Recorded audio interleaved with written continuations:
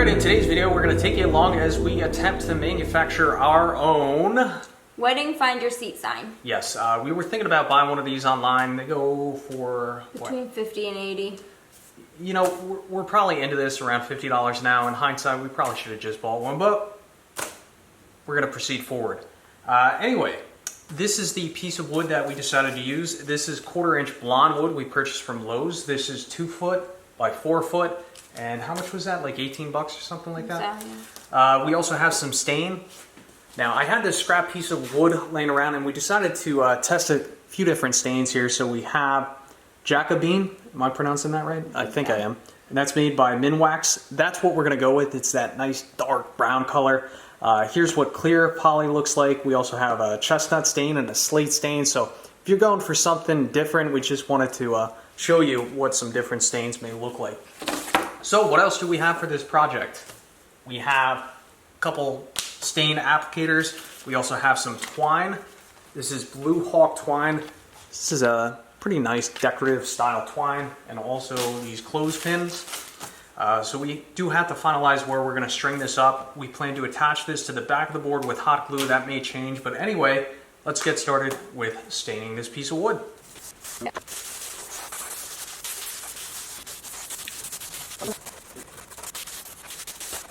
So our technique, Wifey's been coming in here with these little applicator sponges laying down the stain. I'll let it sit there for a minute, then I'll come up behind her with the paper towel and just rub it in with the grain, nice long strokes. See what happens when I go against the grain? It looks terrible. So whenever you're wiping stain, always try and go with the grain, long strokes if possible. And she's just touching up the edges right now. I'm just going to wipe down that edge, but I think it's looking absolutely fantastic so far. Alright, now we're going to let this dry, and once it dries, we'll flip it over and do the other side. Okay, so while this is drying, I'm going to head up to the Cricut, and I'm going to design the Find Your Seat letters to put right here at the top, and then when it's completely dry, we'll put that on. So this board is 2 feet wide, 24 inches. Yes. So what do? Do you enter those dimensions into your Cricut? Yeah, so basically I can, well, I'll type it out, choose the font, and then I can measure it exactly, and then I put the vinyl in. I'll probably do white, put the vinyl in the machine, and it'll automatically print it out exactly how I want it. Then I put it on the transfer paper, which I'll show, and then put it right there. Alright, let's go inside. Show us how it's done. Alright. Okay, so we're looking at the Cricut Design Your Space software. You go to text, you type it in, what you want to say, and then up here is the font. You can mess with the fonts and type in whatever you want. Like if you want script, that's what I did. I typed in script and it showed me all the script fonts that I chose from. And then you mess with the font size here, and then you just make sure you have it on basic cut because that's what we're going to be doing. Yeah, so this looks like a pretty basic CAD software. You have some ruler lines along the X and Y axis, and basically what she was saying, I mean, she explained it just as well as I can explain it, but she just played around with the font size to expand or contract the font. So our 2 foot wide board would be about here. So that'll give you kind of an idea as to how wide the lettering is going to be. So what do we do to print this now? Okay, so now we're going to go to the corner here to make it. And that's to print it out? To print it, to cut it. Okay, yeah. To cut it. Okay. To cut it, it's not a printer. Okay, so what do you select here? There's a few different options. Yes, so we're going to do without matte because I have Cricut Smart Material, which works with the Cricut Explorer. Any other material, you'd have to use it on a matte. So press without a matte, confirm, and here it shows how big it's going to be. So I have to make sure my vinyl is that long. So I'm looking, there's also rulers set up here, so this is in 1 inch increments, right? Yes. So looks like it starts on about the 1 inch mark. Scroll down just so we get an idea here. And it goes to just about 19. So it's going to be about 18 inches wide, which would give us 6 inches to spare. So there's going to be a 3 inch gap on either side. So that should look good. Yeah. So I just got to make sure I have vinyl that's long enough, but we'll figure it out. So I'm going to press, that looks good to me, I'm going to press. Right. It's also saying material must be at least 19.25 inches in length.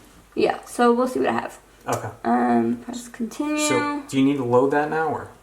Not yet. Okay. So now I have to hook it up to the printer. So I have the Cricut Explore 3 apparently.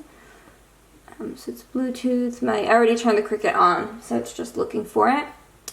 And I have Smart Vinyl Removable because that's what I have. So that's what I'm working with. Okay, now I gotta go over to the Cricut.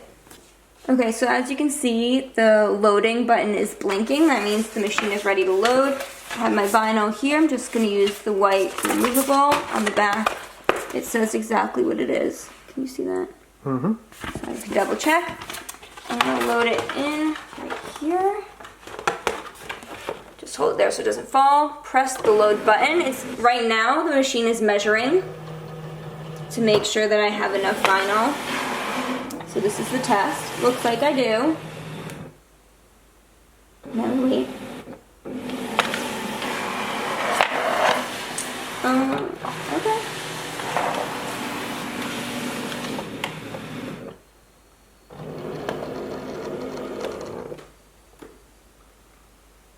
Okay, now the play button is blinking, so I'm going to press that and it's going to start cutting.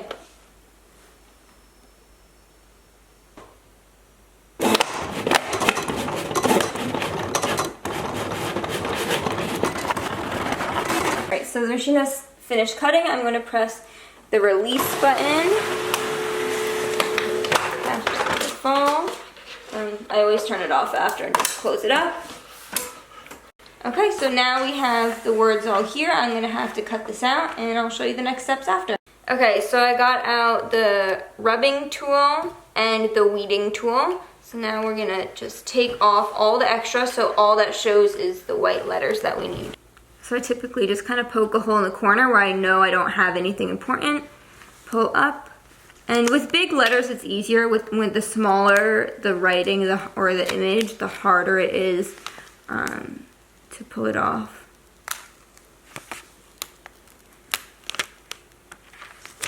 So I'm just gonna make sure that did not come up right away.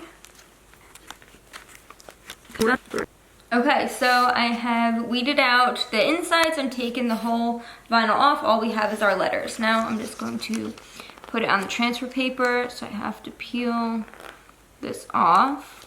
So are the letters sticky right now? On the back, not the front here. Okay. So we're gonna take this, go like that, put it on here. Oh, that makes sense. And I'm sure people have used transfer paper before in art projects in school or something. Very common.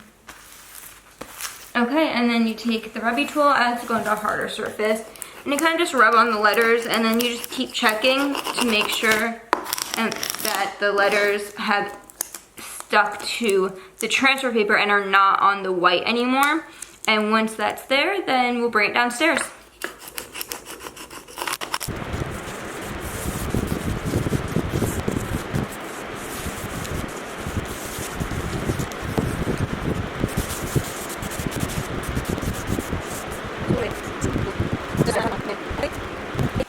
Okay, it's a couple hours later and we're back. The board is basically completely dry. We have our wording here. I just finished rubbing it to make sure that it's sticking to the vinyl. Let's see. Sometimes it's a little stubborn. Okay, not bad.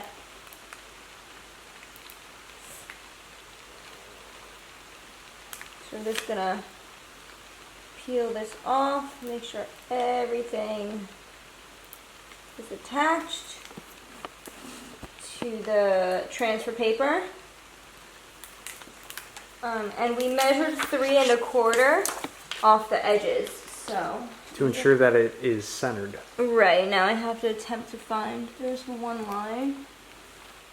We'll just focus on one side. And now the lettering's gonna hit that tip, right? No pressure. Nobody's gonna be measuring or staring at it anyway, hopefully. Did you put it down yet? No?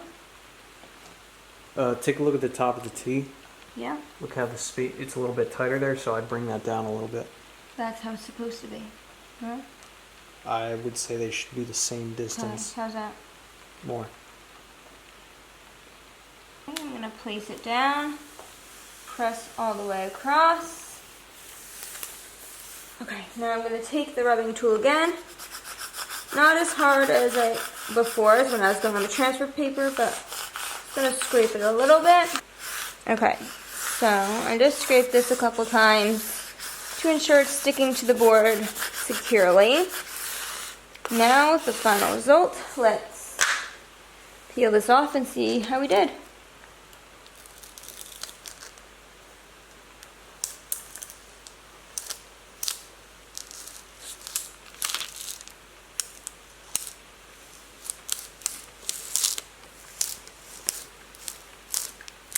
Voila. Nice. So we've been playing around with the design a little bit here. Initially we were thinking about doing the twine horizontally across the board. You'd have a couple different levels and then these little clothespins to hold on the actual pieces of paper themselves. Still undecided about that, but what we are going to do right now, we're going to utilize this twine. We're going to hot glue it to the edges of the board to create a border. I feel like that'll add a little bit of depth and character to the board because it looks awesome, but it needs something.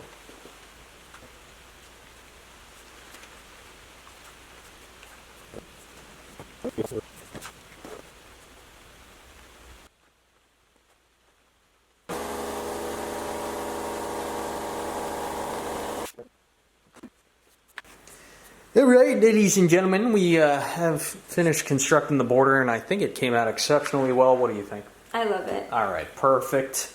So we've been playing around with these pieces of paper. These are mock-ups of the size pieces of paper that are going to instruct guests where they're going to sit. Now we've decided that we're going to have 4 rows in height and 4 rows across.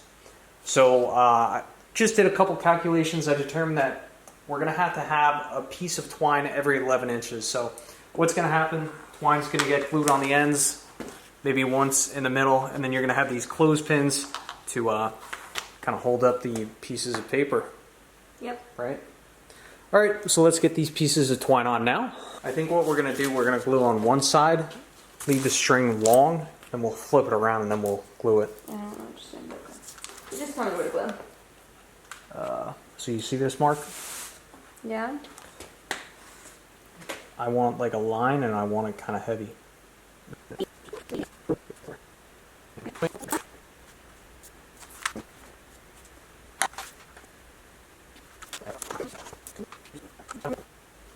So we've been playing around with this, trying to get the right amount of sag on each string. I mean, I think it looks a little weird if it's too tight. I think it needs a little sag. Mm-hmm.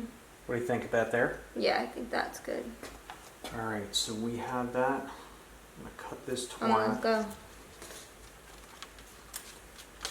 And we're just going to have to try and match that sag on each piece. Okay.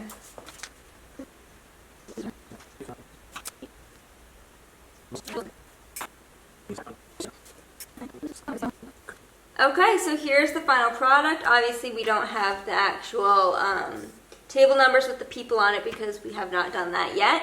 But this is how it will look with more papers across. Yeah. Thanks for watching and we'll see you on the next one.